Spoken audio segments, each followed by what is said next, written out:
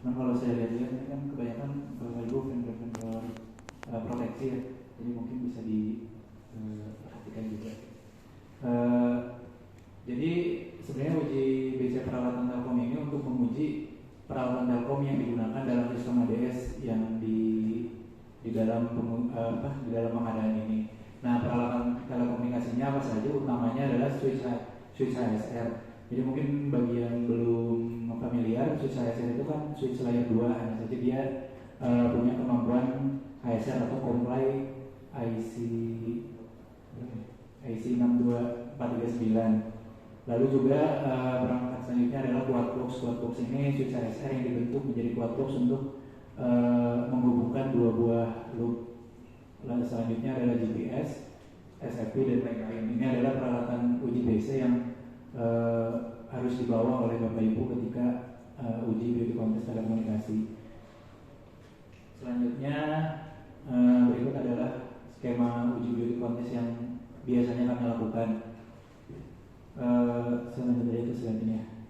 Nah, pengujiannya secara garis besar ada 3 Bapak Ibu. Yang pertama pengujian traffic switch HSR point to point. Jadi pengujian ini dilakukan untuk menguji throughput bandwidth maksimal yang dapat lewat pada sistem HSR Bapak Ibu. Kan switch HSR biasanya kami persyaratkan memiliki kemampuan bandwidth 1 giga. Nah, itu kami akan uji juga menggunakan alat batas Ethernet untuk dapat melewatkan bandwidth sebesar itu. Selanjutnya yang kedua dan ketiga harus diperhatikan ya Bapak Ibu, untuk uji beauty contest Telkom minimal dapat memenuhi skema yang dibuat. Jadi minimal harus membawa 2 HSR dan 2 set quad box untuk membentuk topologi seperti yang di paling bawah ini. Setelah membentuk topologi tersebut, nanti kita akan melakukan pengujian traffic antar ring melalui quad box. Jadi nanti menggunakan alat BRTS di 2 sisi, di HSR 1 dan HSR 2, nanti kita akan melakukan pengujian untuk menginjek data traffic Ethernet untuk melewati quad box tersebut. Nah, nanti apa yang dilihat? Yang dilihat adalah hasil dari pengujian selama beberapa lama, apakah ada frame loss atau jitternya dan lain-lain. Selanjutnya yang ketiga adalah pengujian failover. Pengujian failover ini dengan topologi yang telah dibuat, mungkin sedikit ya saya sampaikan. Jadi HSR switch itu kan kalau secara IEC, secara protokol gitu, dia tidak membutuhkan clearing time atau tidak membutuhkan failover time ketika ada salah satu jalur yang diganggu. Nah, di pengujian failover ini kita akan membuktikan hal tersebut. Jadi dari topologi yang sudah dibuat, nanti kami akan memutuskan mendisconnect salah satu atau beberapa jalur komunikasinya. Jadi nanti performa dari switchnya akan dapat dilihat apakah comply atau tidak. Nanti data yang diambil juga dari alat data Ethernet tersebut. Selanjutnya ini maaf nggak tertulis. Selanjutnya pengujian untuk melewatkan traffic bus. Jadi ketika sudah lewat 3 pengujian ini, nanti kita akan coba dihubungkan dengan minimal satu subscriber dan publisher bus di masing-masing ujung ringnya. Nanti di situ kita melihat kecepatan pengiriman data bus dari satu peralatan ke peralatan lainnya melalui topologi yang telah dibuat. Gitu. Selanjutnya setelah itu pengujian keseluruhan untuk kontingensi. Jadi kontingensi Bapak Ibu yang sudah diuji sebelumnya, kita akan uji lagi dengan melibatkan switch dalam topologi ini. Kurang lebihnya seperti itu ya untuk uji beauty contest telekomunikasinya. Mungkin kalau ada yang mau ditanyakan silahkan. Terima kasih. Ya, atau ada diskusi atau apa, misalnya masih ada penasaran kan tadi bilang bebas ini, kalau masih ada yang bingung atau masih ada yang apa bisa langsung ditanyakan biar clear gitu ya Pak. Gimana Pak?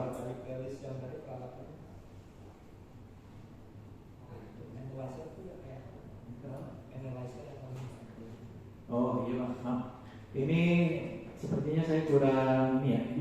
Ini sebenarnya gabungan Pak Analyzer itu alat tes yang kami disiapkan oleh PLN gitu. Sama dengan di sistem CPWD. Terima Pak. Terima kasih. Oh, ngomong balik ke sini, saya jadi ingat.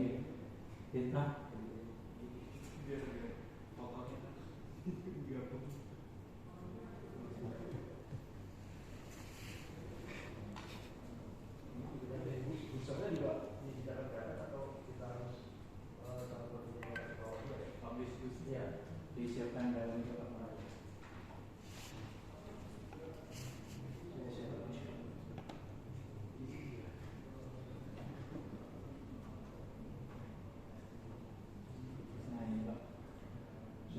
terima kasih sudah diingatkan. Mumpung balik lagi ke sini, saya lupa.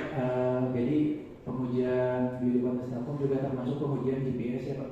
Jadi biasanya dalam pengadaan dari sini ada GPS. Nah kita mengujinya pertama adalah melakukan verifikasi ya terhadap clocknya gitu, terhadap clocknya dan juga efeknya yang terjadi ketika misalnya dalam dalam pengujian Telkom itu kita pasti akan menggunakan topologi ini. Jadi misalnya ketika GPS-nya dikoneksikan hanya pada salah satu switch, apakah itu berefek nggak ke peralatan yang lain? Dan apabila terjadi failover di jaringan komunikasinya, berefek juga atau tidak ke perangkat-perangkat ASR yang lain untuk GPS-nya? Gitu sih Pak. Mungkin ada pertanyaan lagi? Mudah lah kayaknya. Nggak seribet uji kompetensi dan lain-lain. Izin nambahin ya. Tadi kan di syarat balik yang tadi. Jadi kan tadi sempat disebutkan ini ya yang ya. Jadi nambahin untuk yang syarat yang ADS-nya kalau time sinkronnya menggunakan PTP. Jadi alatnya mensupport PTP dan ini juga jadi untuk kita nentuin kecepatan bus. Jadi saat bus dikirim tuh jadi kita bisa karena udah PTP kan udah sinkron semua ya. Jadi kita bisa lihat historical DC publisher.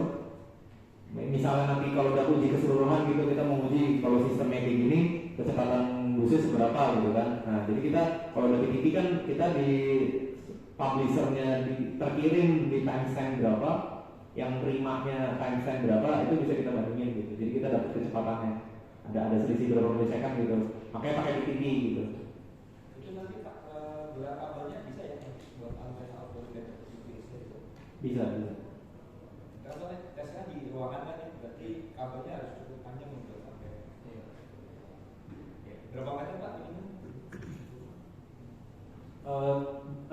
Saya kurang tahu ya secara spesifikasi, cuman kadang dari pengalaman di beauty contest yang udah kalau untuk gedung hotel gitu antenanya di dalam ruangan bisa ngelok sih, pengalaman kami gitu ya. Cuman kalau misalnya untuk ngejar locknya misalnya nggak bisa gitu ya. Kami sih membebaskan ya, misalnya mau siap berapa, soalnya kan kadang kalau di hotel kan beda-beda ya. Seberapa jauh kabelnya bisa nyampe ke ruang terbuka untuk bisa nyampe satelitnya itu sangat tentatif gitu. Jadi dibebaskan saja untuk terbaiknya gitu Pak. Mungkin nambahin sedikit ya Pak. Mengingat banyak sekali uji beauty contest yang harus dilakukan baik dari sisi proses atau Telkom. Kalau bisa untuk ketika dilakukan beauty contest bawa engineer-nya jangan irit-irit gitu Pak ya. Jadi bisa dilakukan secara paralel gitu Pak. Misalnya untuk engineer yang telekomunikasi 3 orang, untuk yang proses berapa orang gitu. Jadi bisa lebih efektif juga.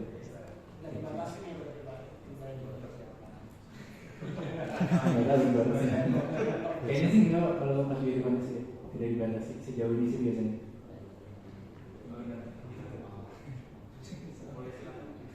Nanti bagi yang jawab. Nanti kalau nggak dibatasi nggak kayak kondangan Pak. Jadi maksudnya dibatasi itu nggak dibatasi yang ada di ruangan, nanti bisa bergantian gitu, yang di luar ruangan standby nanti bergantian lah seperti itu. Saya apa istilahnya, karena ini kan tidak satu ruangan satu vendor gitu ya, jadi misalnya seperti ini nanti kita pakai ruang rapat yang besar gitu. Nah, satu ruangan bisa rame-rame pelaksananya supaya nggak terlalu reward gitu, jadi bergantian aja. Gitu Pak. Nanti. Oh iya Pak, satu lagi nih, poin pertama yang laptop kan ada NMS tuh Pak. Jadi harapannya itu ketika uji beauty contest kami juga menguji NMS-nya atau monitoring sistemnya. Harapannya kalau datang ke beauty contest kalau bisa gitu Pak ya, NMS-nya jangan yang trial. Jadi kita bisa menilai seluruh fungsi secara keseluruhan gitu Pak. Gitu. Mungkin ya bisa dibicarakan ke pabrikannya gimana caranya ketika uji beauty contest adalah NMS yang memang itu yang dijual ke kami gitu, bukan versi trial atau lainnya.